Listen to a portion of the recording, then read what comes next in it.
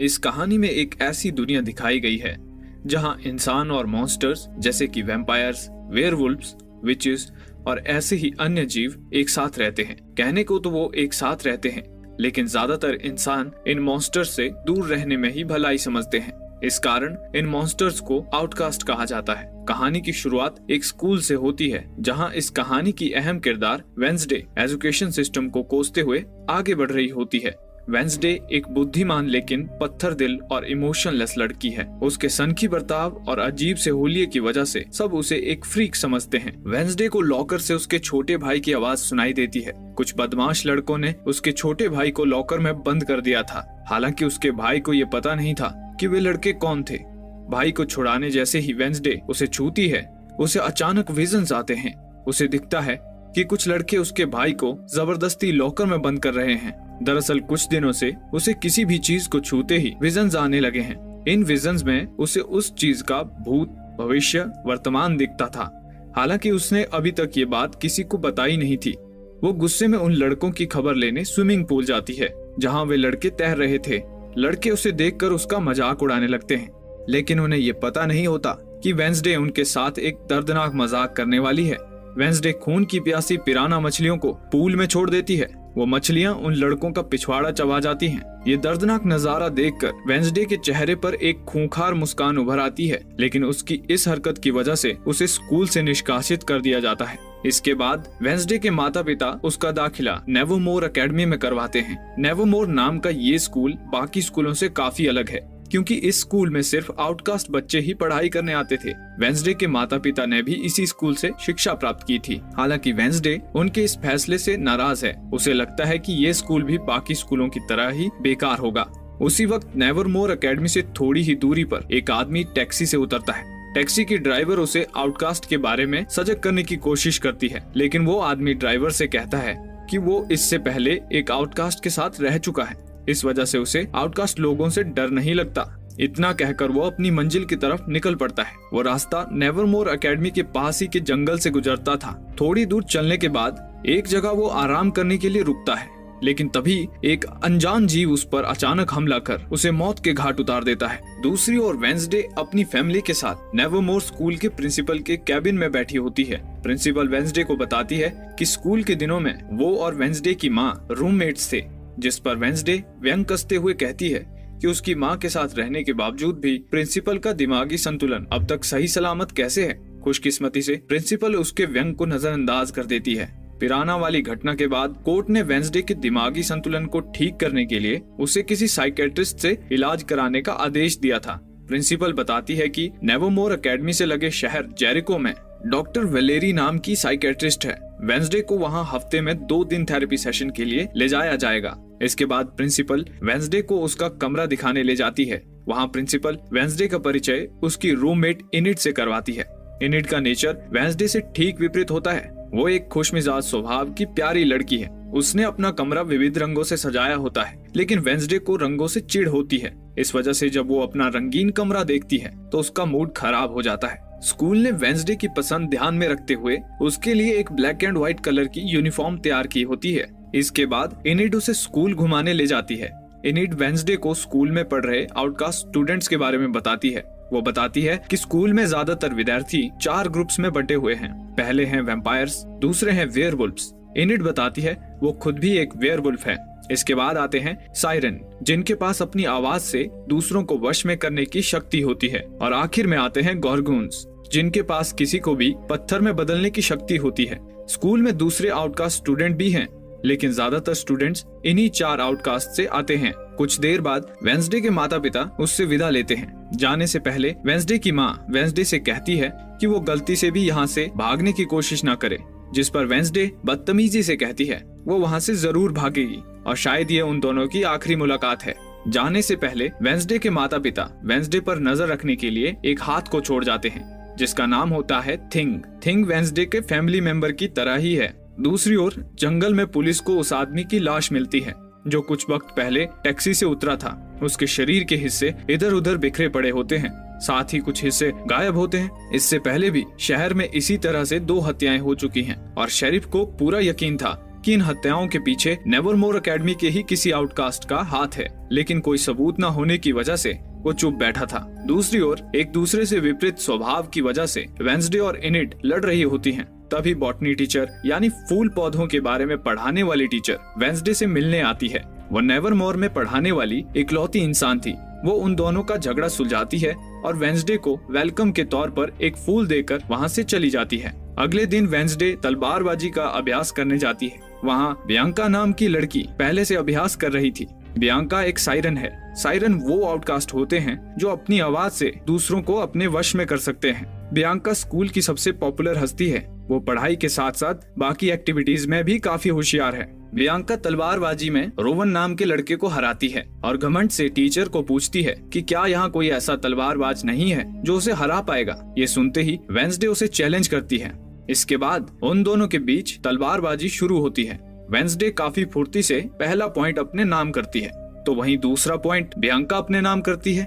साथ ही वो वेंसडे को ये कहकर उकसाती है कि उसे मिला हुआ पॉइंट तो बिगिनर लक था। ये सुनते ही गुस्से से पागल हो चुकी वेंसडे उसे आखिरी राउंड बिना हेलमेट के लड़ने के लिए चैलेंज करती है। इस राउंड में जो अपने प्रतिस्पर्धी का खून सबसे पहले निकालेगा वही विजेता घोषित होगा। दोनों में काफी तगड़ी फाइट होती है, लेकिन अंत में बियांका वेंसडे को माथे पर एक घाव देकर जीत जाती है।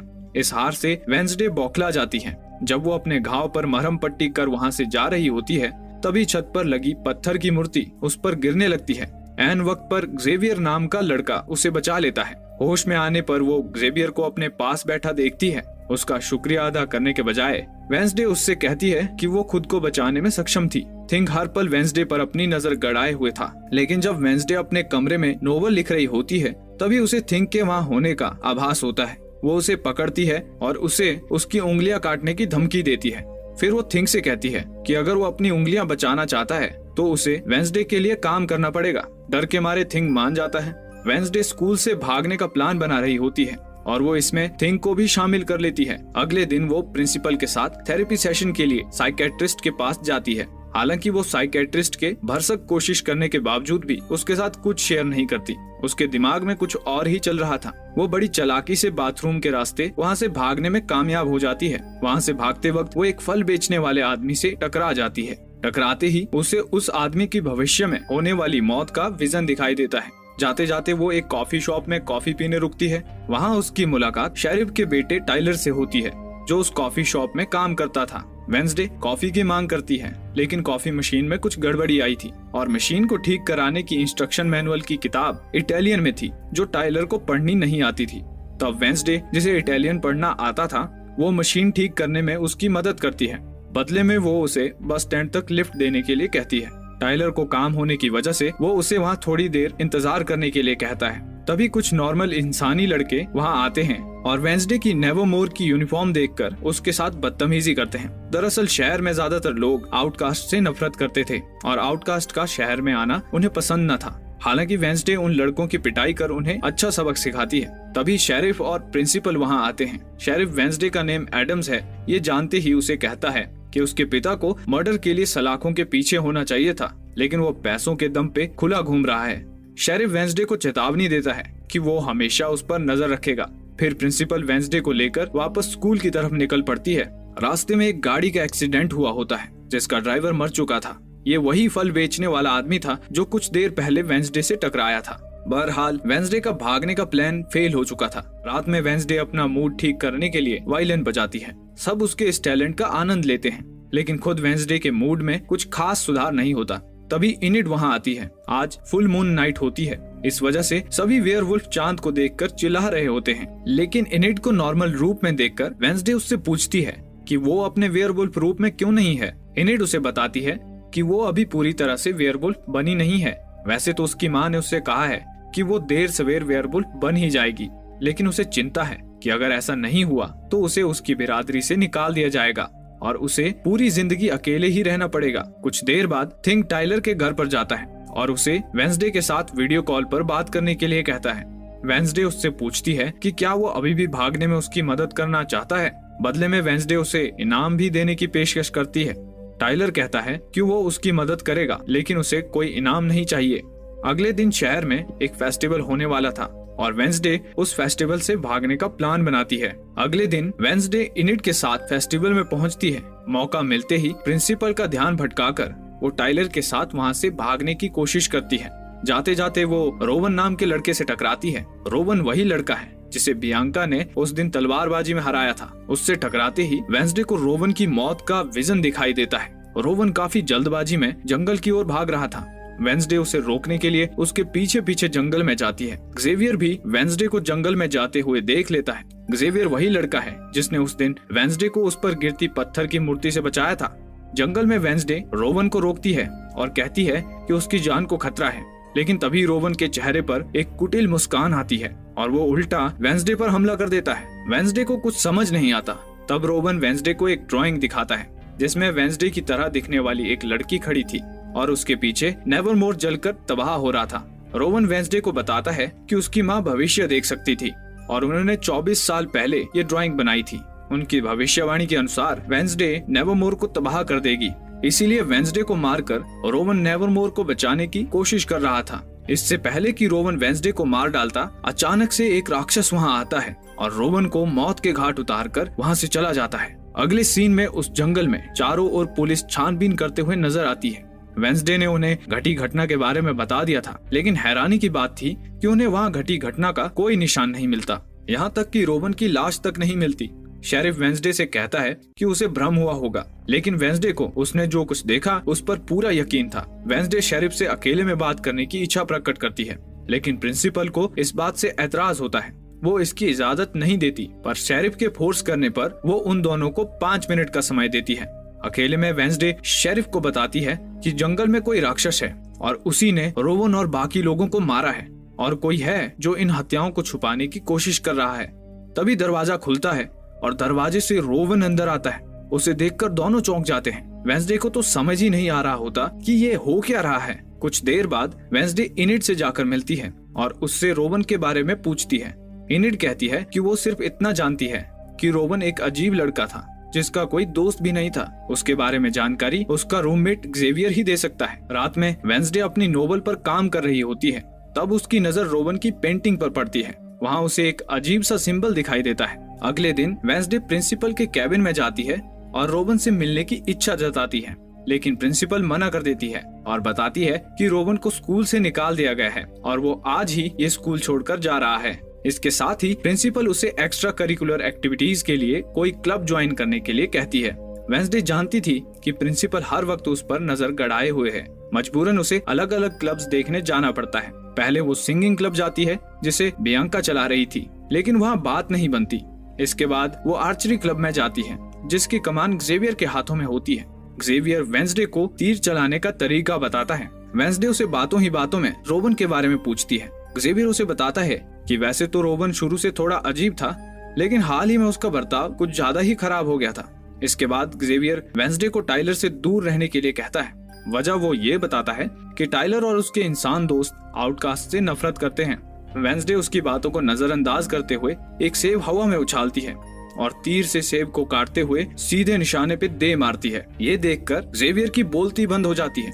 इसके बाद वो हमर्स क्लब पहुंचती है जहां मधुमक्खियों के बारे में सिखाया जाता है, लेकिन जब वो वहां पहुंचती है तो उसे सिर्फ एक ही लड़का वहां दिखाई देता है। उस लड़के का नाम यूजीन था और वो अकेला ही उस क्लब को चला रहा था, क्योंकि उसके अलावा वहां और कोई नहीं आता था। यूजीन और वेंसडे में बातें चल रही होती हैं कि तभी थिंग वहां आता है और इशारे से कहीं चलने के लिए कहता है। जब वेंसडे उसके पीछे जाती है तो उसे रोवन दिखाई देता है। रोवन अपना सामान लेकर वहां से जा रहा था। हैरानी की बात तो ये होती है कि वो उस रात के मुकाबले इस बार वेंसडे से काफी शांति से बात कर रहा था। वेंसडे थिंग को उसका पीछा करने के लिए कहती है। स्टेशन पर पहुंचने के बाद रोवन टॉयलेट जाता है, लेकिन टॉयलेट से बाहर रोवन की जगह कोई और ही इंसान निकलता है। थिंग को समझ ही नहीं आता कि रोवन अचानक वहां से भाग कैसे गया। कुछ देर बाद वो इंसान अपने असली रूप में आ जाता है। वो कोई और नहीं बल्कि प्रिंसिपल थी। थिंग जाकर वेंसडे को बताता है कि रोवन टॉयलेट से कहीं भाग गया, जिस पर वेंसडे उसे काफी डांटती है। बॉटनी की क्लास में ज़ेवियर वेंसडे को उसके साथ बैठने के लिए कहता है। ज़ेवियर के पास किसी भी चित्र को जिंदा कर पाने की शक्ति थी। वो वेंसडे को अपनी शक्ति से इम्प्रेस करने की कोशिश करता है, हालांकि ऐसा हो नहीं पाता। दूसरी ओर शेरिफ अपने कुत्ते के साथ जंगल में छानबीन के लिए जा रहा होता है। टाइलर उसे जंगल के राक्षस के बारे में पूछता है। पर शेरिफ उसकी बातों का जवाब नहीं देता और टाइलर को उसकी साइकेट्रिस्ट से चल रही थेरेपी के बारे में पूछता है। दरअसल टाइलर की मां की मौत के बाद टाइलर सदमे में चला गया था और सदमे से उभरने के लिए वो भी साइकेट्रिस्ट से थेरेपी ले रहा था।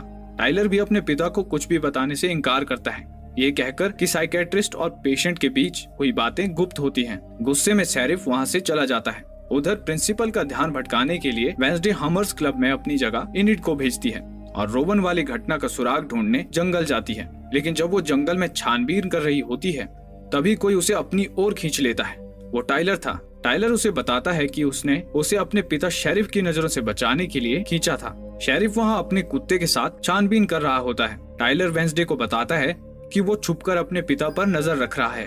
उसे शेरिफ की फिक्र है कि कहीं वो राक्षस शेरिफ पर भी हमला न कर दे। शेरिफ के जाने के बाद दोनों उस जगह की छानबीन करते हैं। वेंसडे को वहाँ रोवन का चश्मा मिलता है। उसे छूते ही वेंसडे को विजन नजर आते हैं। वो देखती है कि रोवन और जेवियर के बीच में झगड़ा हो रहा है। साथ ही उसे रोवन एक नीले रंग की किताब से वो ड्राइंग फाड़ते हुए दिखता है जिसे रोवन की माँ ने बनाया था। हालांकि वो चित्र अधूरा था और आधा चित्र उस नीले रंग की किताब में ही चिपका हुआ था। जंगल से लौटते ही वेंसडे उस किताब को ढूंढने में जुट जाती है। उसी वक्त बॉटनी टीचर वहाँ आती है। वेंसडे उसे उस सिंबल के बारे में पूछती है जो उसे उस ड्राइंग पर दिखा था। टीचर उसे बताती है कि ये सिंबल एक पुरानी स्टूडेंट सोसाइटी नाइटशेड्स का है जो सालों पहले बंद हो गई थी। इसके बाद टीचर वेंसडे ने क्लास में दिए हुए जवाबों की तारीफ करती है। बॉटनी टीचर वेंसडे की पर्सनैलिटी से काफी प्रभावित मालूम पड़ रही थी। वो जाने से पहले उससे कहती है कि अगर कभी किसी से बात करने का मन करे तो वो कभी भी उसके पास आ सकती है। इसके बाद वेंसडे उस नीली किताब की तलाश जारी रखती है। वो रोवन के पुराने कमरे यानी जेवियर के कमरे में उस किताब को ढूंढने की कोशिश करती है। तभी जेवियर कमरे में आता है। ऐन वक्त पर वेंसडे और थिंग छुप जाते हैं। थोड़ी ही देर में बियांका भी उसी कमरे में आती है। बियांका और एक्सेवियर पहले कपल हुआ करते थे, लेकिन एक बार बियांका ने अपनी सायरन शक्तियों का इस्तेमाल जेवियर पर किया था और इसी वजह से दोनों का ब्रेकअप हुआ था। लेकिन बियांका अभी भी जेवियर को चाहती थी। इसी कारण जेवियर की वेंसडे में बढ़ती दिलचस्पी उसे खल रही थी। वो जेवियर को वेंसडे के खिलाफ भड़काने की कोशिश करती है। हालांकि उसकी बातों का जेवियर पर कुछ खास असर नहीं होता। वेंसडे भी इन दोनों की बातें सुन रही थी। बियांका उसे बताती है कि अगले दिन होने वाले एडगर एलन पोए कंपटीशन में वो वेंसडे की रूममेट इनिड को हराकर वेंसडे को नीचा दिखाने वाली है। जब वेंसडे अपने कमरे में पहुंचती है तब इनिड कमरे में रो रही होती है। इनिड बताती है कि उसकी टीम की एक लड़की की तबीयत अचानक बिगड़ गई और वो कंपटीशन से बाहर हो गई है। वेंसडे समझ जाती है कि ये सब बियांका का किया धरा है। वो बियांका को अच्छा सबक सिखाने का ठानती है। वो उस लड़की की जगह खुद को टीम में शामिल करने के लिए कहती है। अगले दिन एडगर एलन पो कंपटीशन था। ये कंपटीशन स्कूल के सबसे मशहूर विद्यार्थी एडगर एलन पो की याद में हर साल आयोजित किया जाता था। इस कंपटीशन में पहले नाव से तैरते हुए नदी के दूसरे किनारे जाना होता है। उसके बाद जंगल के अंदर जाकर अपनी अपनी टीम का फ्लैग लेकर वापस लौटना होता है। मजे की बात यह है कि इस प्रतियोगिता में कोई रूल्स नहीं है। बियांका चीटिंग कर पिछले 2 सालों से इस कप को अपने नाम कर चुकी है। अगले दिन प्रतियोगिता शुरू होती है। हमेशा की तरह इस बार भी बियांका ने जीतने का पूरा इंतजाम किया था। साइरन्स के पास पानी में जलपरी या जलपरा बनने की शक्ति होती है। बियांका का एक साइरन साथी वैम्पायर्स की नाव को पानी में डुबोता है। इसके बाद बारी वेंसडे की नाव की होती है, लेकिन वेंसडे पहले से ही तैयारी करके आई थी। वो थिंग को उस साइरन पर जाल फेंकने के लिए कहती है। बियांका का साथी जाल में फंसने की वजह से कुछ कर नहीं पाता और वेंसडे की नाव सही सलामत नदी पार कर लेती है। तट पर पहुंचने के बाद वेंसडे बाकी साथियों को नाव की रक्षा करने के लिए कहती है और खुद फ्लैग ढूंढने जंगल में जाती है। यहाँ तट पर इनिड थिंक की मदद से लड़कों का ध्यान भटकाती है और उन लड़कों के नाव से दूर जाते ही उनकी नाव में छेद करती है। दूसरी ओर वेंसडे फ्लैग तक पहुँच जाती है, लेकिन जैसे ही वो वहाँ की दीवार को छूती है उसे विजन दिखाई देते हैं जिसमें वेंसडे की तरह दिखने वाली एक लड़की एकाएक उसके सामने आती है और उससे कहती है कि असली चाबी तुम हो। अगले ही पल वेंसडे होश में आती है। वो तुरंत अपना फ्लैग उठाती है और नाव की तरफ भागती है। सभी टीम आगे निकल चुकी थी, लेकिन क्योंकि इनिड ने लड़कों की टीम की नाव में छेद कर दिया था, वे आगे नहीं बढ़ पाते। अब सिर्फ बियांका और वेंसडे की टीम ही बची हुई थी। वेंसडे अपनी नाव पर लगे भाले लोड करती है और सभी बियांका की नाव में छेद करने उसकी तरफ बढ़ते हैं। लेकिन तभी बियांका का साथी पानी के अंदर से इनकी नाव को दूसरी ओर ले जाने लगता है। ऐन वक्त पर थिंग उसे मुक्का मारकर बेहोश कर देता है। इसके बाद फिर से वेंसडे की टीम बियांका की नाव की तरफ बढ़ती है और उनकी नाव में छेद कर उन्हें प्रतियोगिता से बाहर का रास्ता दिखाती है। आखिरकार वेंसडे की टीम ये प्रतियोगिता जीत जाती है। इसके बाद होता है सेलिब्रेशन, लेकिन वेंसडे को ये सब पसंद नहीं आता और वो सबसे अलग जाकर एक पुतले के नीचे बैठ जाती है। वो पुतला एडगर एलन पो का था। तभी उसकी नजर पुतले ने पकड़ रखी किताब पर पड़ती है। वहाँ उसे वही सिंबल दिखाई देता है जो उस ड्राइंग पर था, लेकिन इससे पहले कि वो कुछ और सोच पाती, वहाँ इनिड आती है और उसे फिर से सेलिब्रेशन में लेकर जाती है। रात होते ही वो फिर से एडगर एलन पो के पुतले के पास जाती है। एडगर एलन पो अपनी पहेलियों के लिए काफी मशहूर थे। वेंसडे पुतले के ऊपर चढ़ती है और पुतले के हाथ में जो किताब होती है उसे देखती है। उसमें एक पहेली लिखी होती है। बुद्धिमान वेंसडे बड़ी आसानी से उस पहेली को सुलझा लेती है और इस नतीजे पर पहुंचती है कि उसे 2 बार चुटकी बजानी है। ऐसा करते ही एक जोर की आवाज के साथ वो पुतला पीछे सरकता है और एक गुप्त द्वार खुलता है। उसके अंदर जाने के बाद वेंसडे को वो नीली किताब भी मिलती है जिसमें रोवन की माँ द्वारा बनाई ड्राइंग थी। वो उस किताब को देख ही रही होती है, तभी अचानक कोई उस पर काला कपड़ा डाल देता है और ये एपिसोड यहीं समाप्त हो जाता है। इस कहानी में और कितने रहस्य खुलने बाकी हैं, जानने के लिए इस कहानी का अगला भाग देखना ना